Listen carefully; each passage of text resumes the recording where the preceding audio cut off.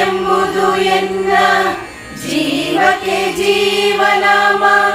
ವರವ ಕೊಡುವುದೊಂದು ಭಕ್ತಿ ಭಾವದ ನಾಮ ವರವ ಕೊಡುವುದೊಂದು ಭಕ್ತಿ ಭಾವದ ನಾಮ ಈ ಪರಿಪುಸಿಯಲ್ಲ ಶ್ರೀ ಪುರಂದರ ವಿಠಲ ಈ ಪರಿಪುಸಿಯಲ್ಲ ಶ್ರೀ ಪುರಂದರ ವಿಠಲ ನಾಮವಿದ್ದರೆ ಸಾಕು ರಾಮ ನಿನ್ನ ನಾಮವಿದ್ದರೆ ಸಾಕು ರಾಮ